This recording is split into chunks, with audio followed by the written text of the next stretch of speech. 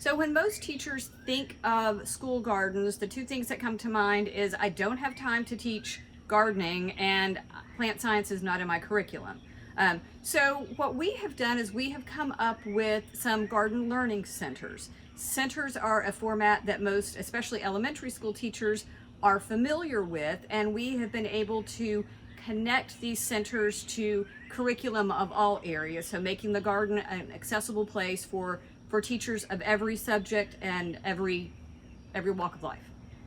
So another barrier we have found with teachers that we work with is how do I go outside and teach? I know how to teach in my classroom, but the outdoor classroom I don't feel the same confidence. And so student engagement obviously is really, really important, that when we take 25 students out, that everybody has something productive to do, not just the 2 or 3 that are planting or weeding or harvesting, whatever they might be doing. So we're going to be delving into how to keep students engaged while in the garden or around the garden area.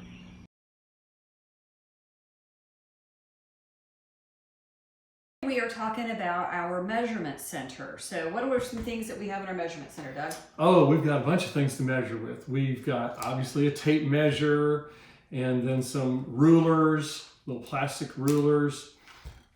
We've got paper clips. That's interesting, right? And some snap cubes, some 3x5 and 4x6 note cards, Post-it notes, some string. Amy, what's on the other side of the table here? All right, so here I have this is a paper ruler, but interestingly enough, it doesn't start at 0. We'll talk about that in a minute. We have we have measuring cups and measuring spoons. I have cups of all different sizes, some small cups, some medium cups, some large cups. I have a little small plastic inexpensive graduated cylinder. We have craft sticks of a couple of different sizes and another tape measure. This one's a little more flexible. This is a cloth tape measure. So let's talk a little bit about how these things can be used. Tell me one way we could use this. Okay, so a real obvious one, if you're at the garden and want to place your center next to a bed, yes, you can measure the length and width of a bed. But that's boring. Yes, I think so too. It might be a starter for some, a nice easy surface, but gosh, there's so much more. So here's a few examples. How about if we here's a prompt, choose a plant or an object nearby, measure the height using 3 different non-standard units. Where's our non-standard units? Okay, well, we have a lot of different non-standard units. So we can use our snap cubes, but also think about the paper clips are a non-standard unit. These craft sticks are a non-standard unit. Note cards are as well. And on note cards, you have the long end and the short end. So we have Post-it notes. One of my favorite math activities of all times was trying to figure out how many different notepads or Post-it notes it would take to cover a locker. Okay. Great math lesson. And I'll bet a lot of students had a lot of fun with that. Okay, here's another prompt. Determine 2 different ways to measure the circumference of an object. Oh, that's a big word. That's interesting. Okay. Yeah, so we can look at different ways. We have our string that we can use. We have our soft measuring tape that we can use. But interesting way to just let students discover. We're not telling them, hey, use the soft tape measure and measure their circumference of the tree.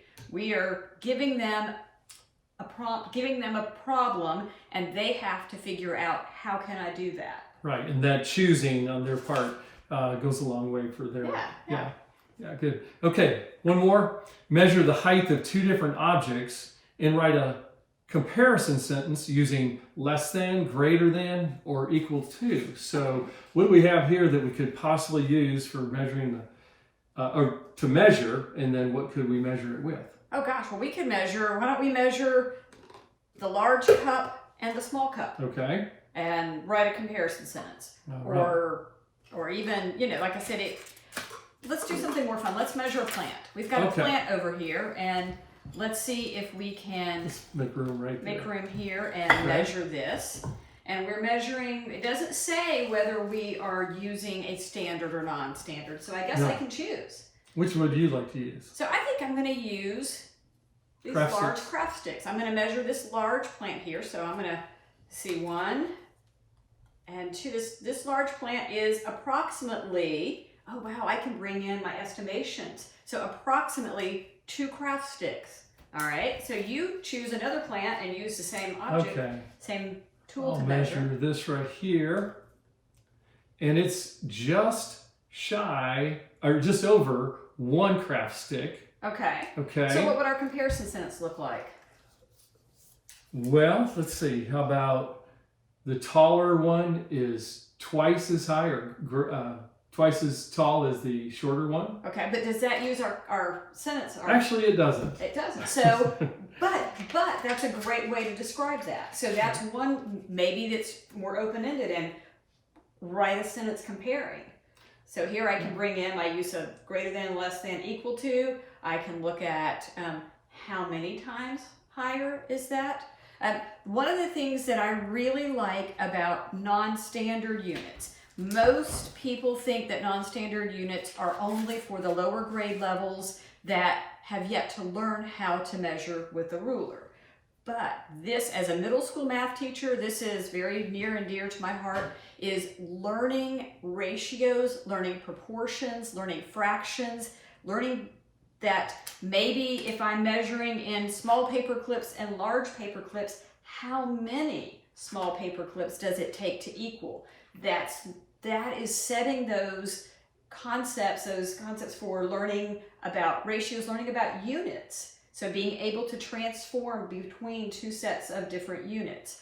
And you and I both know, being both a former middle school and high school teacher, that measurement is something that students continuously need to work on.